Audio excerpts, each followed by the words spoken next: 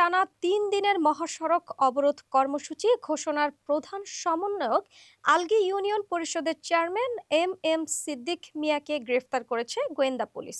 শনিবার রাতে তার নিজ বাড়ি থেকে তাকে গ্রেফতার করা হয়।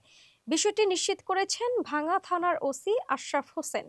তিনি বলেন, আলগী ইউনিয়ন পরিষদের চেয়ারম্যান এম সিদ্দিকী মঞ্জিকে গভীর রাতে গোয়েন্দা পুলিশ গ্রেফতার করেছে। ফরিদপুর ৪ আসনের ভাঙ্গা উপজেলা থেকে আলগী ও হামৃদি ইউনিয়ন পুনর্বিন্যাস করে ফরিদপুর ২ আসনের নগরকান্দার সঙ্গে অন্তর্ভুক্ত করার প্রতিবাদে ২ ইউনিয়নের মানুষ কয়েকদিন ধরে মহাসড়ক অবরোধ কর্মসূচি পালন করছে।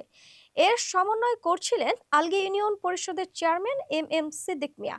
শনিবার সন্ধ্যায় সংবাদ সম্মেলন করে তৃতীয় দফায় ৩ দিনের সকাল সন্ধ্যা অবরোধ ঘোষণা করেন তিনি। এদিকে সাধারণ জনগণের চলাচল নিরাপত্তা নিশ্চিত করা এবং মহাসড়কে যান চলাচল স্বাভাবিক রাখার জন্য প্রশাসনের পক্ষ থেকে ব্যাপক প্রস্তুতি গ্রহণ করা হয়েছে। রাত থেকে মহাসড়কে আইন শৃঙ্খলা বাহিনীর টহল জোরদার করা হয়েছে।